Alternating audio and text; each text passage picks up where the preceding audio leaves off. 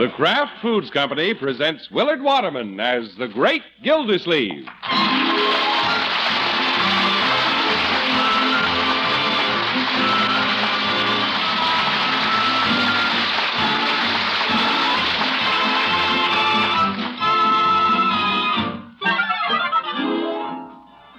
The Great Gildersleeve is brought to you, partially transcribed, by the Kraft Foods Company.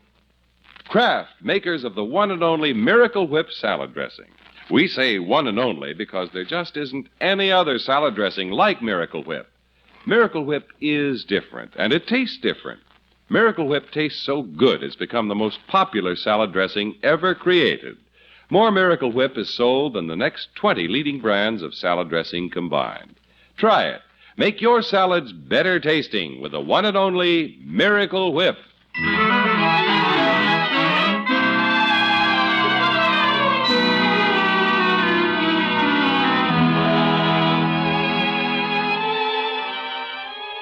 The great Gildersleeve has never plunged into the sea of matrimony, but he does like to dangle his toes in the water once in a while. A few days ago, he met a Miss Gloria McKinley, manager of the complaint department at Hogan Brothers. He hasn't had a date with her yet, but this afternoon, he has persuaded her to let him drive her home from work. Accordingly, we find him parked in front of the store with his motor running. I better leave it running, too. That policeman in the corner has his eye on me, and I'm parked in a loading zone. Well, I'm waiting to pick up a pretty little package. Right, George, I want to make a good impression on her. Should have washed the car. I didn't notice Leroy written in the dust on the hood. Oh, well. You, Gildy. Uh-oh, Judge Hooker. He would have to show up. Gildy, you're in a loading zone. I know it, Judge. And your motor's running. I know that, too. Why don't you turn it off before it boils over? Well, it is beginning to steam. You better start it up again, Gildy. You're too close to the fire plug. Oh, my goodness. The only backseat driver I ever saw who stands on the curb. Are you waiting for somebody? Judge, I'm not just sitting here trying to run out of gas. Oh, I know. It's closing time, and I'll bet you're waiting for Miss McKinley. Do you have a date? You bet. She's letting me drive her home. Well, I guess she figures that's better than taking the bus. Yes. She can save a dime and make fewer stops, unless you plan to stop and watch the sun setting behind the reservoir. Judge, will you please go away? As it happens, Gildy, I must. I'm going home and read my 4th of July speech. I'm orating at Kraft Park. Well, I thought Congressman Greenhall was going to speak. Well, he's leaving for the convention, and I'm reading the speech that he prepared. Oh? I suppose you'll be there to hear me? There must be a better way to spend the 4th than listening to an old goat. Gildy, I don't exactly relish the assignment. Miss Matterhorn is vacationing at Virginia Lakes, and I'd planned to go up there for the 4th. Judge, I don't envy you reading somebody else's speech. Well, if I don't like what the congressman has written, I can always preface it by saying the views expressed in the speech do not necessarily represent the views of the speaker. Step aside, Judge. What? Here comes Miss McKinley. Oh, I'll open the door. Judge, let me open it. It's already open. Busybody. Hello, Miss McKinley. Sorry if I've kept you waiting, Mr. Gildersleeve. Not at all. I've kept him entertained. Judge, hop in, Miss McKinley. Oh, thank you. Judge, you may now close the door. Well, aren't you going to introduce me? Oh, all right. Miss McKinley, may I present Judge Hooker? How do you do, Judge? This is a rare pleasure, Miss McKinley. Look at him bow. If he isn't careful, he'll bump his head on the running board. Goodbye, Judge. Goodbye. Goodbye, Judge. I told you goodbye, Gildy. Why don't you go? Yes. Come on, car. Could your car be out of gas? Oh, the water commissioner doesn't burn gas. He burns water. Oh, Judge. The darn car would have to embarrass me at a time like this. My, what a noisy car. Goodbye, Judge.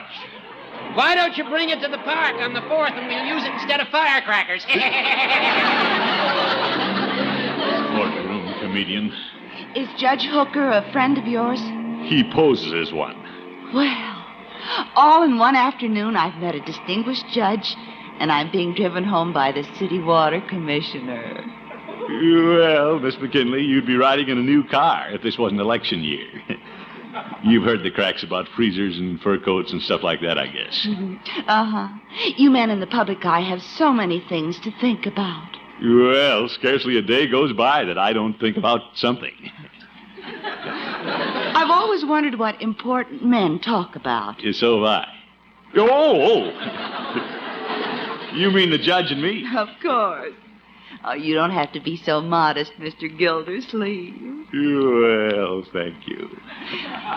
Well, now, what problems were you two men wrestling with? Oh, nothing important, really.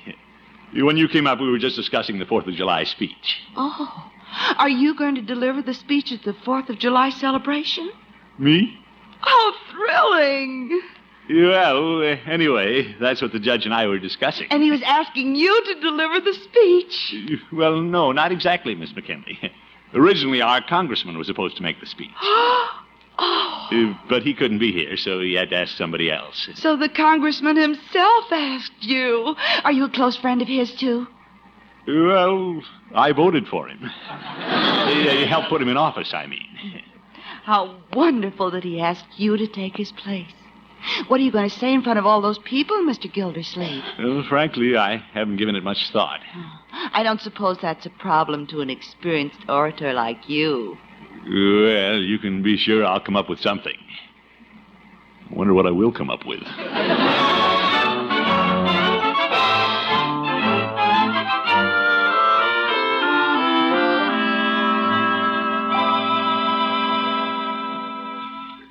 So that's how it happened, Marjorie. Now I'm behind the 8 ball. Unky, why did you lead her to believe you were going to make the speech? I didn't. When a woman wants to believe something, she just believes it. I got an idea, Unc. What's that, Leroy? Tell her you can't make the speech because you have laryngitis. But I don't have laryngitis. Go get your feet wet and catch it. Leroy, don't be ridiculous. I'm not even supposed to give the speech. That's Judge Hooker's job. Why didn't you just tell her Judge Hooker was supposed to do it? Well, she made it sound like such a big thing, I couldn't say no. She'll probably be sitting in the front row, and if I don't appear, she'll think I'm a braggart. Yeah. She'll think I'm just trying to attract attention to myself. Yeah. She'll lose respect for me. Yeah. She'll think I'm just a big... Windbag? Yeah. Leroy. Well, just helping you out. Yeah, well, don't put words in my mouth. Okay. What are you going to do, Unky? Well, now that I'm in this deep, there's only one thing to do. Call her and tell her she made a mistake about the whole thing. She made a mistake. Well, she got the wrong impression. I'll tell her Judge Hooker is making the speech. Oh, I think that's very wise, Unky. You bet. She'll like me better if I tell her the truth. Yeah, I'll drive over and see her right now and clear up the situation. Ah, get it! All right, Bertie. If it's for me, I'm just leaving. Yes, sir. Excuse me, President. One moment, please. It's you, Miss Gilsey. Bertie, I said I was leaving. Yes, sir, but this is a lady. And when there's a lady on the phone, I know you ain't going nowhere. Oh, well. Hello? Hello, Mr. Gildersleeve. This is Gloria McKinley. Miss McKinley? Oh, yes, Miss McKinley. Well, I was just thinking about you. There's something I want to talk to you about. Oh, I hope you don't think it's terrible of me to phone you, but there's something I must talk to you about, too. Good. Glad you called, but first let me clear up something about that 4th of July speech. The speech of yours is what has me so excited. I've just had the most marvelous idea. Oh? Hogan Brothers is having a special 4th of July window display. Yeah, fine. Now, about the speech. I'm coming to that. I'm so thrilled about your making the speech. I'm having our art department put a sign in the store window. The sign in the window? Telling people not to miss the important address to be delivered in Craft Park by Commissioner Throckmorton P. Gildersleeve. Zeke. What? Miss McKinley, you shouldn't have done that. Oh, it was nothing. Yes, it was. You don't understand. Suppose I don't even make the speech. But you said you were going to. Now, wait a minute, Miss McKinley. Mr. Gildersleeve, you weren't just leading me on, were you? Miss McKinley, I'd never do that. Oh, I'm sure you wouldn't. Now then, What did you want to talk to me about? You said there was something that needed clearing up. Clearing up.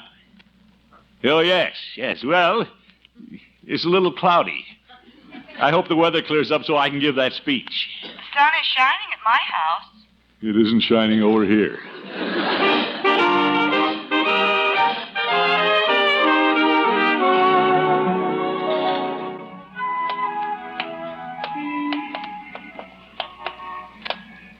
You look a little better this morning, Unc. You don't look so worried and wrinkled. Leroy, I'm not wrinkled. And I do feel better this morning. I don't get it. You meet a new girl, and the first time you take her out, you get yourself in a big hassle. Yeah, I'm not in a hassle. I figured the whole thing out. Yeah? Judge Hooker doesn't want to make the 4th of July speech anyway. All I have to do is offer to make it for him. He'll be delighted. Then he can go to Virginia Lakes and see Miss Matterhorn. You'd rather look at Miss Matterhorn than make a speech? Well, there's no accounting for tastes. Yeah, I'm stopping here in the judge's office, my boy. See you later. So long, Unc. The judge's door is open. Look at him wave his arms. I wonder if he's practicing his speech or there's a bee in his office. And now, ladies and gentlemen, I'd like to preface my remarks by relating an amusing little anecdote. He's working on his speech, all right. On the way to Kraft Park this afternoon, I met two gentlemen named Pat and Mike. Pat and Mike. Judge! Pat said to Mike... Judge, do you mind if I interrupt? Oh, hello, Gildy. I was just rehearsing the opening of my 4th of July address. Well, Judge, you can forget the speech. What? Yeah, I know your heart isn't in it. You'd rather go up and join Miss Matterhorn. Well, the speech is knocking me out of the trip. It doesn't have to. I've come to do you a big favor, old friend. Oh? I've decided to make the speech for you. You have? Why? Why? Well, Judge, don't ask silly questions. Just take advantage of my generous offer and hit the road. Gildy, why are you so anxious to get me out of town? You must have a reason. I'm only thinking of you and Miss Matterhorn. You know you want to be with her, and she wants to be with you. Well, yes, she does. I had a card from her this morning saying, having wonderful time, wish you were here. You see, Judge? Now get going and forget about the speech. Just hand it to me. No, I'd better make the speech. The congressman asked me. Well, you can ask me. Go ahead, ask me. I'll do it. In fact, I've got to do it. I won't do that to our congressman. Oop. You know I'm a better speaker than you are. Is that so? I heard you speak at the Elks Club once, and even the stuffed elk got up and walked out.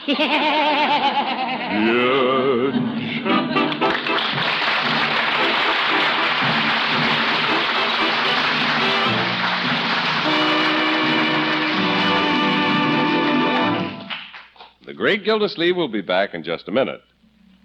The time is early evening. The place is your dining room. The table is set with your best linen and china and silver because you're expecting guests. And you, the hostess and star of this drama, are proudly bringing in the most beautiful and elegant-looking salad you've ever fixed. You're relaxed, too, sure that this salad will taste just as delicious as it looks because you've used the salad dressing you know will give it just the right flavor. Miracle Whip. Miracle Whip salad dressing has a flavor millions of folks call just exactly right. It's a lively, teasing flavor. Distinctive, too. One you won't find in any other salad dressing. That's because Miracle Whip is a different kind of salad dressing. It's made from a secret Kraft recipe and gives you the best qualities of old-fashioned boiled dressing and fine, rich mayonnaise. Miracle Whip has a perfect texture, too. Creamy thick and smooth as satin because this salad dressing is blended carefully with special Kraft beaters. No wonder it's America's favorite salad dressing, the most popular salad dressing ever created. So whether you're fixing fancy company salads or the simplest salad in the world for your family, remember to make it extra delicious. Make it with Miracle Whip.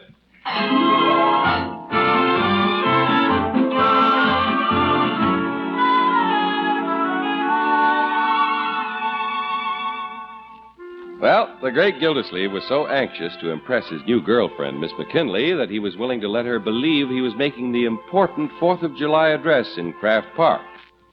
Now, the water commissioner is in hot water. The judge certainly did surprise me, Marjorie. He didn't care a thing about making the speech until he found out somebody else wanted to do it. Well, that's a very human reaction, Unky. Yeah, that's the trouble with the old goat. He's too human. He immediately suspected that I was up to something. Weren't you? Well, naturally. But what sort of a friend is he to accuse me of it? Ain't you giving the speech, Miss Gilsleeve? Apparently not, Bertie. Yes, sir. But there's a sign in Hogan Brothers' window that says you are. I know, Bertie. It says here, Commissioner Throckmorton P. Gildersleeve speak on the 4th of July. I saw that sign, Bertie, but it's misleading. Then you're not reading the congressman's speech? No, the congressman really asked the judge. Because the congressman didn't want to? Well, he wanted to, but he couldn't, Bertie. Yes, ma'am. And the judge didn't want to, but I do, so now he wants to. Oh, yes, sir.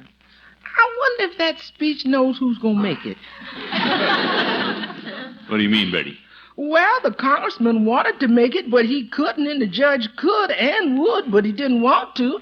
Then you come along and want to, but couldn't, because when you wanted the judge to give it up, he wouldn't. Bertie, it isn't funny. No, sir. Unky, don't you think you should call Miss McKinley and tell her to take that sign out of the window? Well, I'm going to phone the judge and give him one more chance to change his mind. I hate to crawl back to him and beg him, but beggars can't be choosers. Hello? Judge Hooker speaking. Hello, Judge. About that speech you don't want to give. What about it, Gildy? Well, I just wondered if you wouldn't reconsider. I have reconsidered. You have? My answer is still no. Oh, my goodness. I saw that sign in Hogan Brothers' window. Well, then you see, I have to make the speech or I'll be the laughing stock of the town. Good. May I be the first to laugh? Judge. Now hang up, will you? I'm busy. I have a million things to do. But I have to study my lines, go to the barber shop, stop by the cleaners from a blue suit. The only one that I can wear for the speech. Oh? You don't have another suit? When I thought I was going to rough it at Virginia Lakes, I sent all my suits to the cleaners. They're rushing my blue serge for me. Well, Judge. Horace, old friend. If you're so busy, why don't I stop by and pick up your suit for you? Would you do that for me, Gildy? You bet. Naturally, I want to do anything I can to help make the 4th of July a success. Well, Gildy, be sure to pick it up before 5. The cleaners are closed over the 4th. Don't worry, Judge. You'll have something to wear. Thank you, Gildy, old friend. I have to hang up now and get busy. Yeah, I have to get busy, too. Goodbye, Judge. Goodbye. You don't seem the least bit upset about not getting to make the speech. Oh, not a bit, my dear. Just imagine. The judge doesn't have a thing to wear tomorrow.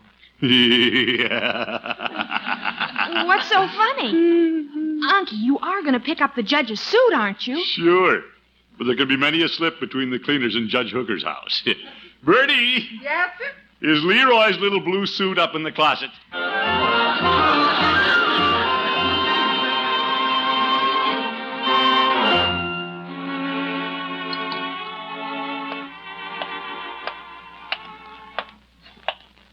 Yeah, Gildersleeve, you're pretty clever. Pretty clever the way you outfoxed the judge. Yeah, I had quite a time explaining why I didn't bring the suit by last night. Now it's too late for him to do anything about it. Ooh, wait until he tries to put on Leroy's suit. And lucky for the old judge, I can step into the breach, though. Yeah, I can see Miss McKinley now, sitting in the front row in something summery, listening to me give the speech. Well, Gildy, it's about time you got here. Hello, Judge. Here's the suit in the bag. All right, give it to me. Don't be so impatient, Judge. If you'll excuse me, I'll slip into the next room. I want to dress and rehearse my speech in front of the mirror. Oh, brother. Wait until he sees himself in that suit.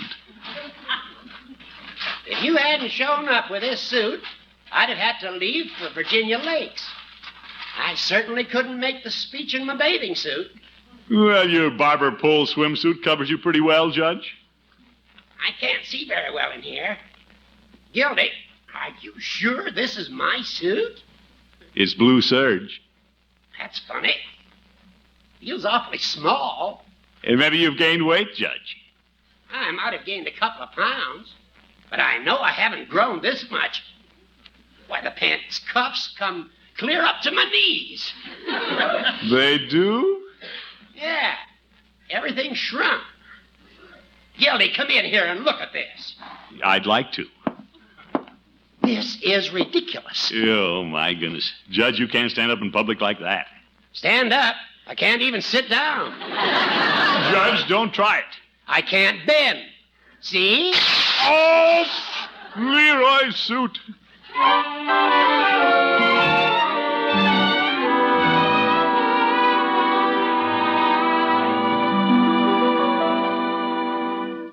Bertie, how's my new suit? I'm going to need it. It's pressed and in the closet. Are you making a speech? You bet. The judge is on his way to Virginia Lakes. Yes, sir. You should have seen him trying to squeeze into Leroy's pants. Yes, sir. Where's Leroy's suit now? Well, I'll have to buy him a new one. But it was worth it. I sure tricked the old judge. Yes, sir, but this ain't April Fool's Day, you know. What's this, Bertie? This is the 4th of July, and that's Independence Day. It ain't April Fool's Day. Now, Bertie. The judge don't get to speak, and Leroy lost his pants, but that don't make it April Fool's Day. This is Independence Day, and you don't fool around with independence. Yeah, all right. Mr. Gilsleeve, you know why you don't play April Fool jokes on the 4th of July? Yes, That's Bertie. right, because it's Independence Day, and you don't fool around with independence. Good old Bertie. She takes Independence Day pretty seriously. Well, I do too. That's why I want to be with Miss McKinley. She seems to like big shots, and by George, that's exactly what I am. I'll mesmerize her with my speech, and then take her to the hot dog stand. Never mind, Bertie. I'm right here. Wonder who that is. Hope the judge didn't decide to come back and speak in his bathing suit. Hello, Throckmorton. Miss McKinley. I didn't expect to see you. Come in. Oh, I haven't time. I just stopped by on my way out of town. Out of town? But I just couldn't leave without wishing you luck with your speech today. Miss McKinley, you're not going to be there? Oh, didn't I tell you? I'm going to Hogan Brothers' 4th of July picnic with the assistant manager. Assistant manager? But I thought you wanted to hear me speak. Oh, I do, but I can't afford to offend the assistant manager. You can't? Mr. Gildersleeve, he's an important man. But what about me? Oh, you can read me the speech some other time. Goodbye now, and I'll be thinking about you every minute. Big help.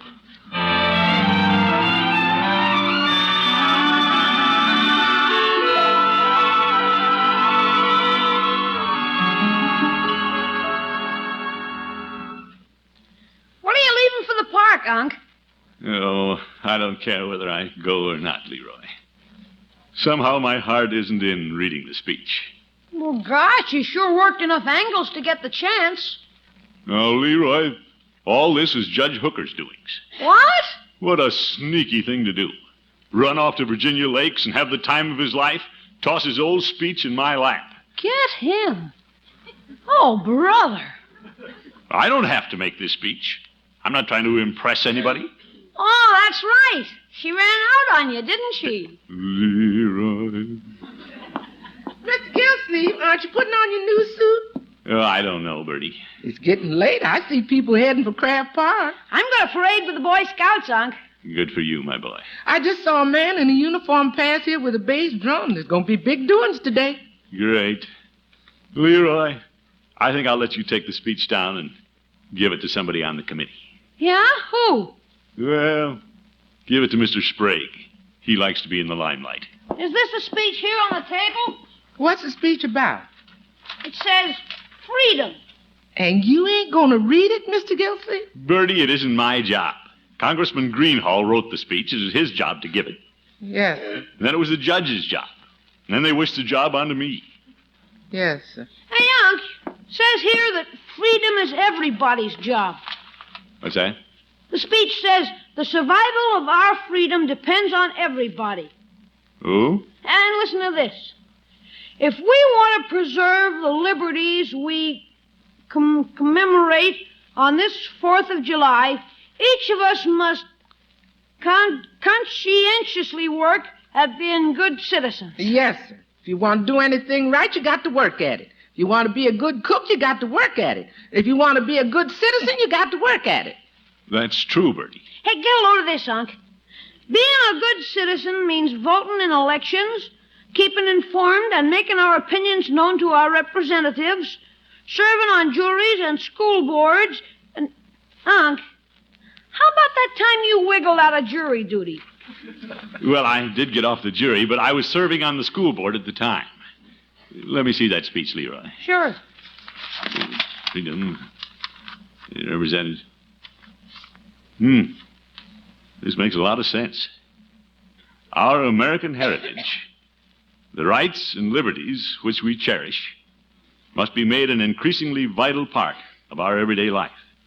We must work together to keep our freedom, not just take it for granted. That's right. And by George, we'd better watch it. We could lose some of those liberties before we know it. Come on, Leroy. We're going down to Kraft Park and tell them a thing or two.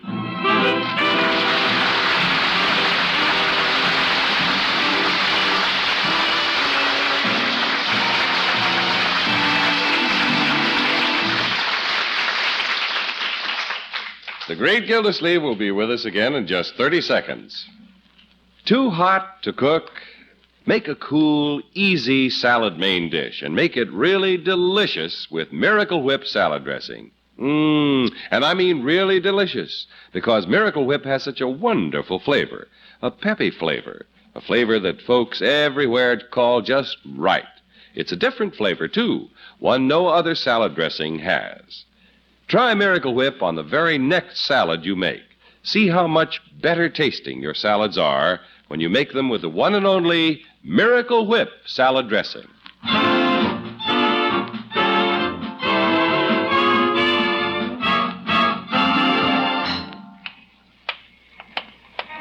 You got the speech, Unc? You bet. Right here in my inside pocket. Boy, if you lost that, you'd be sunk. Oh, I don't know. Well, you gotta have something to read. You haven't got it memorized. Well, I'd get up there and say something.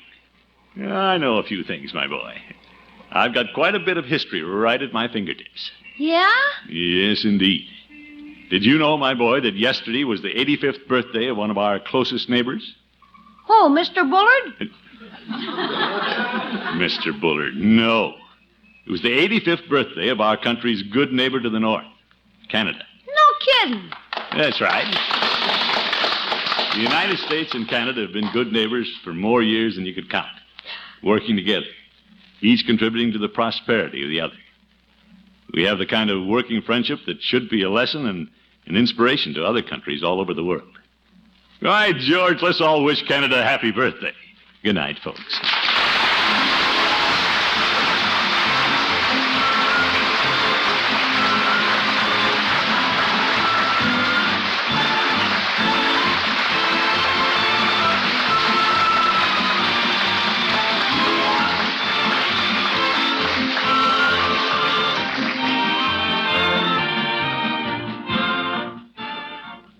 The Great Gildersleeve is played by Willard Waterman. The show is written by John Elliott and Andy White and is partially transcribed. Included in the cast are Walter Tetley, Mary Lee Robb, Lillian Randolph, Earl Ross, and Gloria Blondell. Musical compositions by Jack Meakin. This is John Heaston saying goodnight for the Kraft Foods Company, makers of the famous line of Kraft quality food products. Be sure to listen in next Wednesday and every Wednesday throughout the summer for the further adventures of the Great Gildersleeve.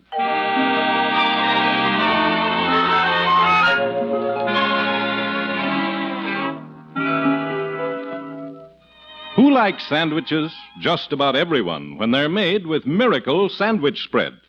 Miracle Sandwich Spread gives sandwiches a wonderfully different, delicious flavor. Created by Kraft, Miracle Sandwich Spread is made from America's favorite salad dressing, Miracle Whip, and spicy relishes.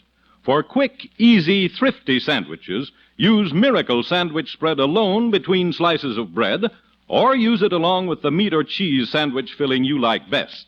Get it tomorrow. Miracle Sandwich Spread.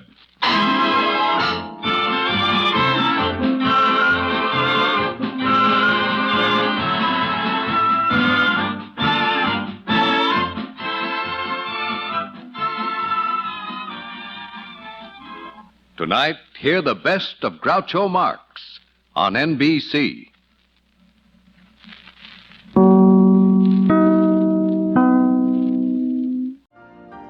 You've been listening to the OTR Gold Network. Find more classic radio at otrgold.com.